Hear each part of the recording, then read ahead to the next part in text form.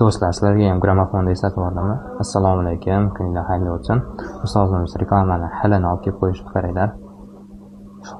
Shogirdlar hunarlik, ishli, joyli bo'lsin deb Rossiyadan ancha yillar tajriba orttirib kelishdi. Hunarini olib qolish kerak. Ko'rishlaring mumkin reklama to'g'rida. Ilib qo'ydik, o'ng tarafda reklama, zinalarimizda reklama. Devorimizda mana o'ng tarafda reklama. Yugurib chiqsanglar, eshigimizda reklama. Ba'zan uchib chiqish kerak, bo'lmasam charchab qolasizlar. Shunda kirishlaringga mana o'quv kursi ham boshlandi.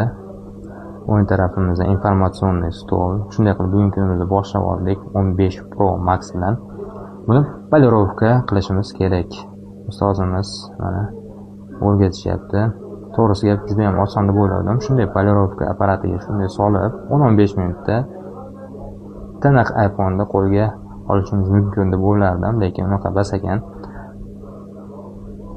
Ekranimizni ko'tarib olishimiz kerak. Ko'tarib olib g'ilofiga solib buni kleylab va apparatga solib qo'yish kerak. Mana apparatimiz qanday ishlaydi ko'rishlaringiz mumkin.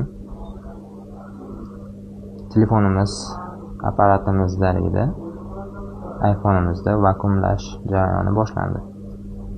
Shunday qilib Android bo'yicha mutaxassisimiz ustozimiz bizga gnezdo almashtirish bo'yicha darsliklarni olib o'tdi.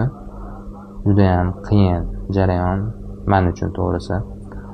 Pinsetlar ushlash jarayoni juda ham murakkab, hali qo'llaring qaltirab ketadi to'g'risi. Ko'rishlaringiz mumkin. Bir qo'lda fenda ushlab, ikkinchi qo'lda gnezdoni o'tkazish kerak. Qaranglar do'stlar. Chap tarafda Android bo'yicha mutaxassis, o'ng tarafda iPhone bo'yicha mutaxassisimiz.